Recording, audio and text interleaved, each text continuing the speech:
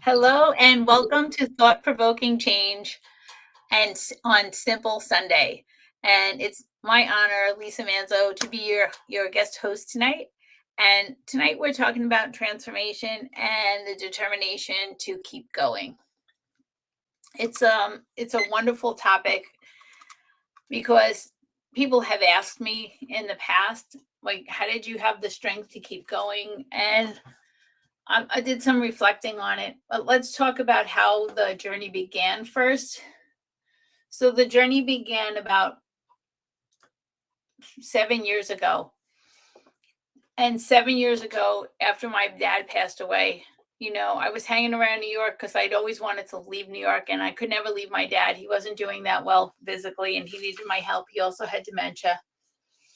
And so after he passed, it was my time and I decided to leave New York because I knew in my heart that I would never change my life as long as I stayed in New York. And I knew I had to change the people, places, and things where I was hanging around in order to change my life. And I didn't know how I was going to do it. I just knew I was going to do it. And after I'd been moved out of New York, I was living in North Carolina for about a year. I took a picture and I'll post it on the post when we're done. I took a picture of myself because on that day I decided that I was done being miserable. I was done being depressed. I was done being unhappy. And I was going to change my life. I didn't know how, but I knew I was going to do it. So I had my friend on my last day of work at that job take my picture. This way I could always look back and see how far I've come. Because I knew enough about the mind at that point to know that if you're with yourself every day, you don't see the change. It's when you run into somebody who hasn't seen you in a while, they notice the change. For example, if you're losing weight slowly over time, eventually you'll notice it. But you don't feel that pound. You don't feel that pound or two as you're going. It just leaves you. And then one day you look in the mirror, wow, I really do look good. I really do look different. But somebody who hasn't seen you in a while sees you and like, wow, you lost all that weight. And they can see the transformation. So that's what that picture did for me. It helps me. And I look at it every now and again. And when I first took it, I hated that picture. I thought it was awful. I'm so unhappy. I'm miserable. And now when I look at it, I just smile because it's a wonderful picture to show how far I've come. Hi, Susan. Thanks for coming. Hey, darling. Yep, you got it. Awesome. And so let's talk about how transformation happens. People want to move and transform for two reasons. Either they want to get away from pain or they want to go towards pleasure. And I can tell you, most people, they don't move until they've had enough pain, emotional or physical, to get them going. I'm one of those. I needed the pain in order to get moving. So by the time I did take that picture, I was talking about, I was so miserable and unhappy. I felt like it couldn't get any worse than it was. I felt like I didn't have any friends. I had nothing going on. There was no enthusiasm for life at all. And so I needed, and it's the same for weight with me. Like I'll get to a certain weight and I'll be like, oh, this is enough. And then because it's the pain of being a certain weight for me, and then I'll start and I'll lose weight again. Right? Because I don't want to be that size, but it's the pain of being that size and the pain of having to buy new clothes. It's all that stuff. And there are people out there that can, just because they want to go towards pleasure, make a transformation. And when I say go towards pleasure, what I mean is an easier life, a more happy life, a life where they're at peace and calm. And that's really wonderful. Except I wasn't one of those. And it's okay, right? So on that day that I took that picture, I knew, I didn't just believe, I knew I was changing my life. I decided at that moment, I'm done. I'm changing my life. I believed it and I knew it. I didn't know how it was going to happen and I didn't know where I was going to go, but I was going. And I realized it was all up here. Everything was up here in my brain. And that's where the change needed to come from. And there's a lot of information out on the internet about transformation. So for those of you who want to transform, no, you have to be ready. And unless you're ready, it's never going to work. It's never going to change. You have to be ready. And what I mean by ready is ready to let go of the past, ready to look at what you've been doing in your life that isn't working. And what can you do in your life that's different, right? If you just start there, it's like, so when I started my journey and changing, and everyone is different, this is what helped me, and take what helps you. I started meditating. I thought that was the silliest thing I'd ever heard. I'm like, okay, I'll do it. I meditate every day now. Along with psychological benefits of meditation, I've had some physical ones as well. My blood pressure has come significantly down since the meditation. I've done nothing else. And I am the same weight. And my blood pressure's come down. And that was amazing. I didn't believe that that was possible either. And people told me it was meditation. So I'm like, how am I supposed to meditate? I can't get my mind to shut up. So then I got this book, and it's called Meditation for Fidgety Skeptics. That was me. And it talks about the journey of meditation and starting it and becoming able to meditate. So that was a change, because you got to change what you're doing in order to get a different result, right?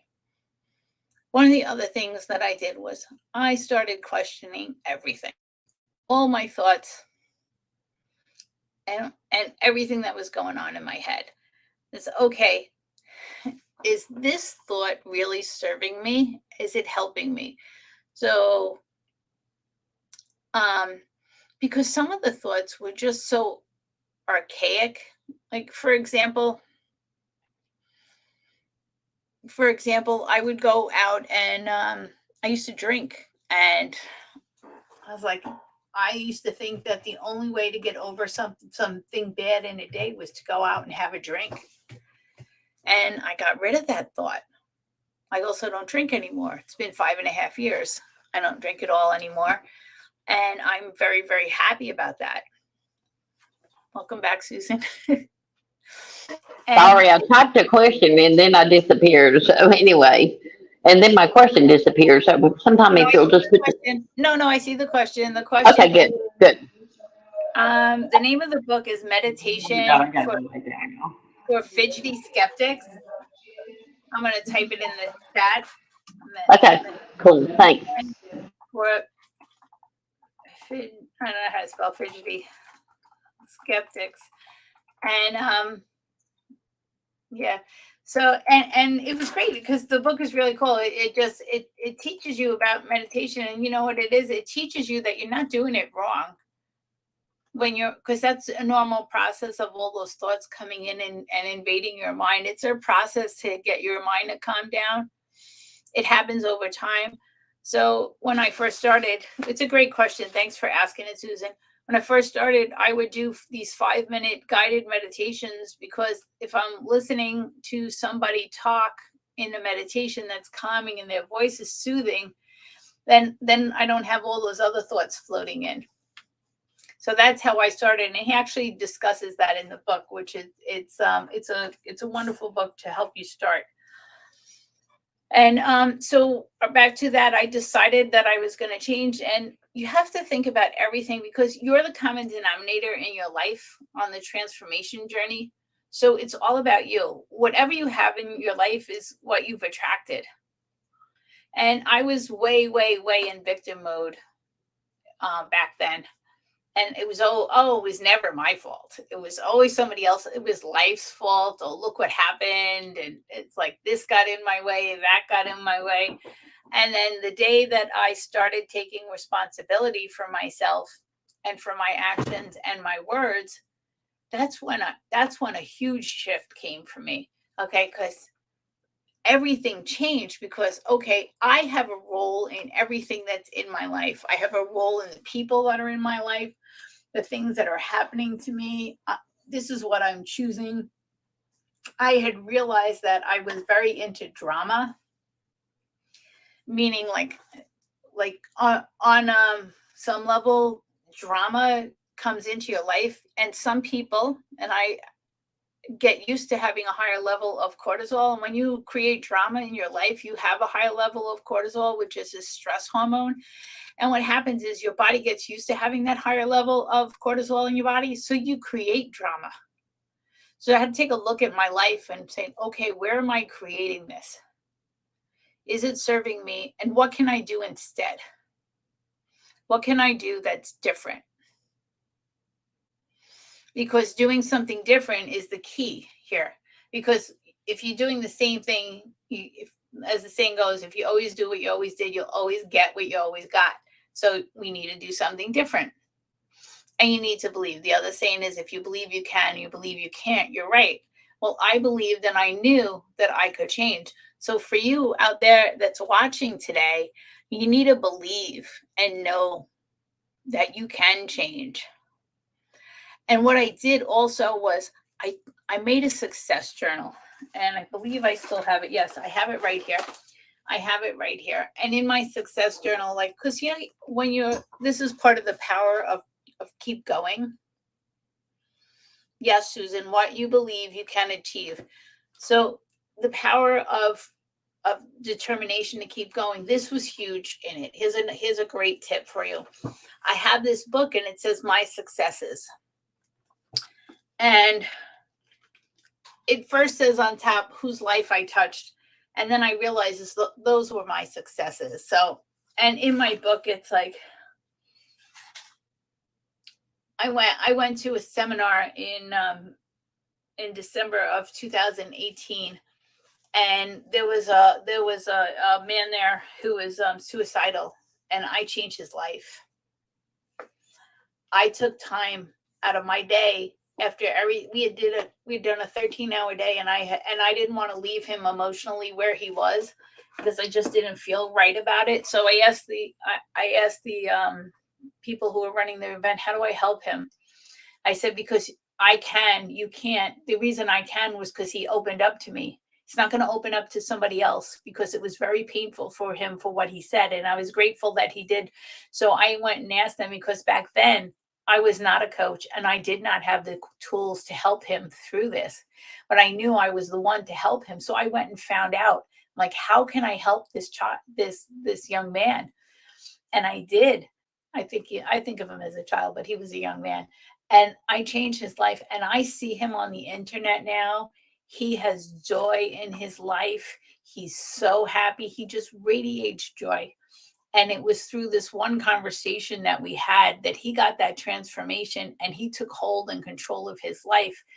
And it's just so simple, right? You know, sometimes you need help, sometimes you can do it by yourself.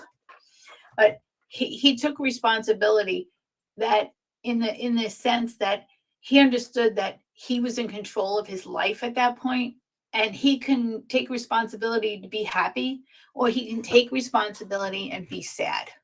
It was his choice. But back to the success journal, that's just one of the things that's in here, you know. And it's like whose life I've touched, and what I did for other people and what I've done for myself. Well, it was like, you know, all the things I went. One of the other things that's in here, after I stopped drinking, I was a binge drinker, a binge alcoholic, I like to call it. And because I didn't drink at night, and then I just binged at night. And I went to 75 days sober. I went to on a networking event in Mexico, I think, or Jamaica, and it was an all-inclusive resort, and it was all the alcohol you could drink, and I didn't have a drop, and I was so proud of myself. That was a huge success. 75 days and going to an all-inclusive place, but that was me taking responsibility, right? And the other thing that I do is, you know, I told you I stopped being a victim. And I started looking at the parts in my life that were good. Reality seeks validation. My mentor says that. And I started looking for validation for things that I wanted in my life instead of things that I didn't want in my life. Okay, what am I doing right? You know what I'm doing right? I exude confidence now, which I had none because I'm pouring into myself. We have that adage with the teacup and saucer. I was so dry. My teacup was empty. There was nothing in my, oh, there was something in this one. There was nothing in my cup when my teacup, and I had nothing to give anybody. So now I know that I fill my teacup first, and whatever goes into the saucer, that's what I get to give away. Because I need to fill up me so I have to give to everybody else. And I had no idea. I was never taught that as a child, and as a young woman, I was never taught, oh, you have to make yourself a priority. Well, it's just, it's not how I raised. My mother did the best she could with the information she had, right? And my father as well. And it's something that I know now. And I take responsibility for me and from filling my teacup so that I can help you. The other thing I did was moving was really good for me. So after I moved to North Carolina, then I moved out here to Vegas, which is I've been here for 4.5 years now, and I love Vegas. And I changed my tribe, the people I hang out with. Because if you want to get a different result, you have to hang out with the people who are getting the results that you want to. Jonathan is one of my key new friends. Well, new friends. We've been friends for 3 years now, and or two and a half. And it's wonderful because he's a whole different vibe from where I was, like so many levels up for me. And I'm grateful to have him and for him to be part of my tribe. Remember, it's the 5 people you hang out with the most. Well, Jonathan's one of my people that I hang out with the most.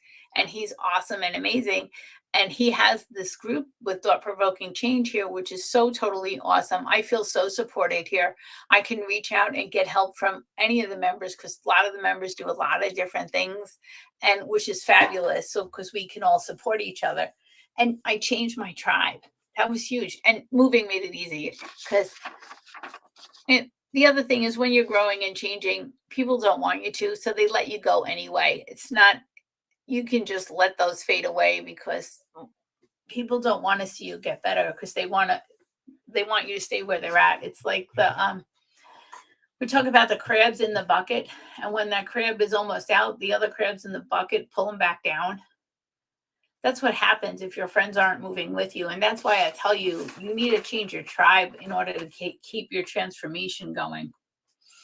And You need to be like geese, Lisa, because when geese are flying, they always look after each other.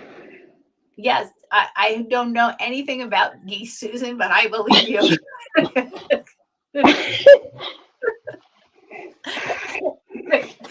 And thank you for sharing that. And on Sorry the to interrupt your train of thought. no, it's all good. It's wonderful. And on this journey, love yourself, where you're at, who you're with, just in the moment. When people used to talk about enjoy the journey, I had no idea what they were talking about. Don't, Susan, do you know what they mean when they say enjoy your journey? Yeah, I don't know. I guess enjoy the ride or something. I don't know.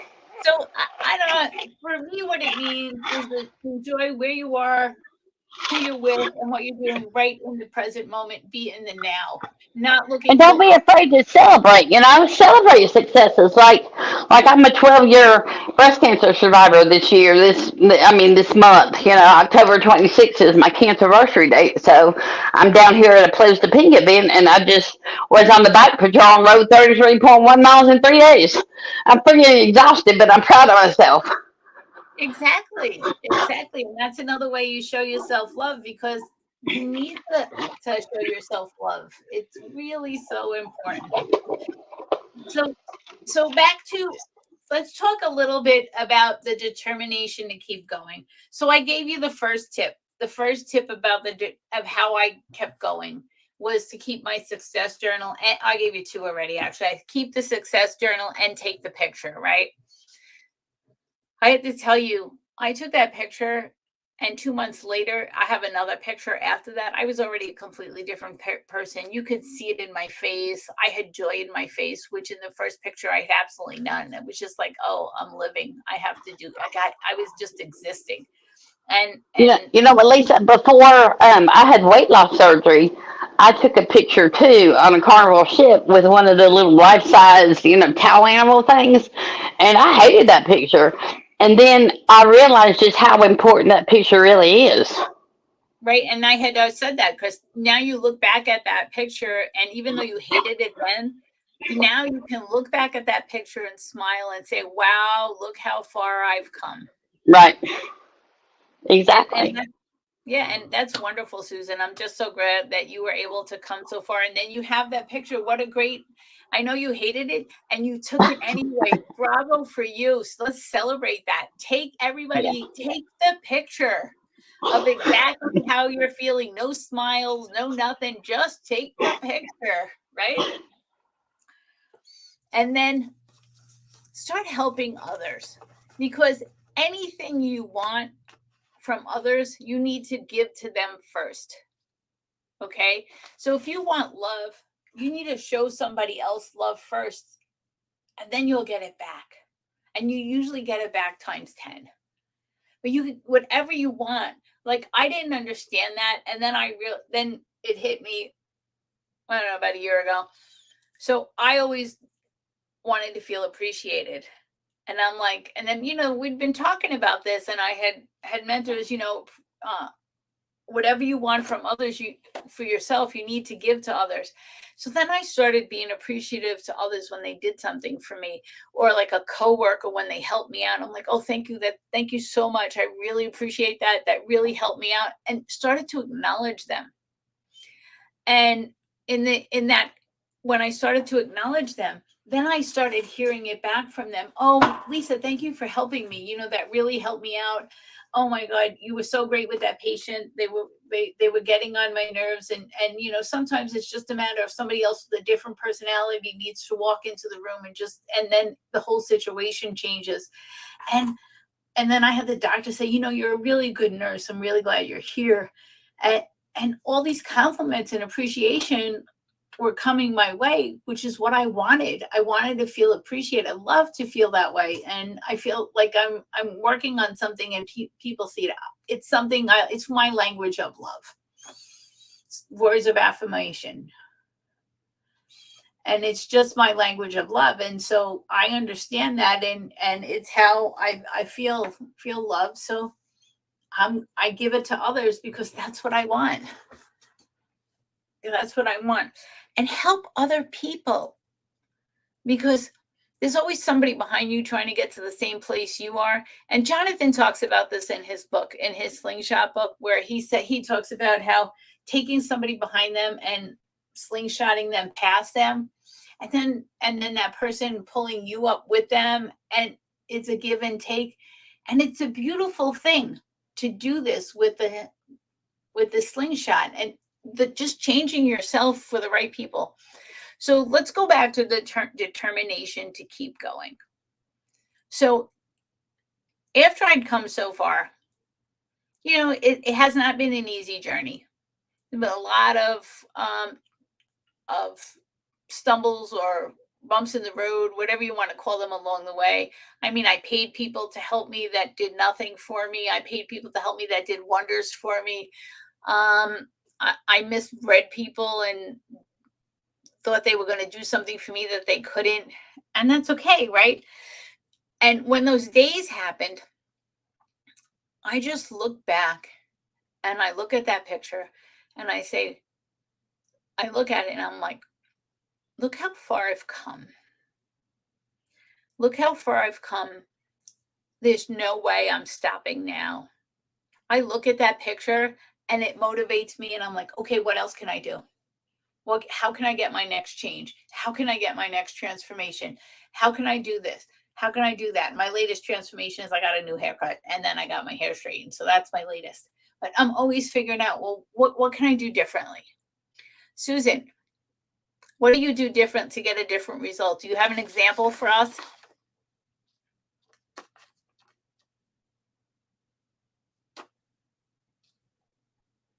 I guess Susan must be working. But I just like to keep going. I like to keep going. No, I was in the lavatory, as they say. So I wasn't at my phone. I'm sorry. That's okay. See, you know you got friends who you can go to the toilet with them. Yes, that is funny. So what was your question? I'm sorry, I was so into the trying to get back to my phone to answer you, I forgot what you asked. Now you made me laugh at. Give me a second. Oh, I was asking, what do you do? Like, what's a situation if you had a situation where you wanted to stop, but you knew you'd come so far and there's no way you were going backwards? Um, I don't, I just think, like with my hair right now, I'm going through alopecia areata, which is, painful, not painful physically, but painful emotionally, because you have bald spots on top of your head. And so I wear turbans all the time. But, I have to remind myself that this is a curable thing and I'm taking medicine for it and it's just going to be a slow process. What is it, alopecia? Alopecia areata, Ariana, which is, yeah. yeah, which is basically bald patches. Yeah, bald spots, yeah. And is it helping you? Is it coming back? I think it's slowly starting to come back. Well, that's awesome and amazing. Anyway, so look, I'm like, do you have any questions for me about keeping going and starting the process and transformation? Because I mean, this is pretty much we're almost at 30 minutes, and that's how long my talk is. And I just wanted to see if you had any other questions or anything you think somebody else might ask in the audience that's watching this today, because I really believe that anything is possible and everything is possible. You just have to start. Oh, and the other thing I want to say, it doesn't matter how old you are, because you're still going to be a year older next year no matter what, so you might as well start.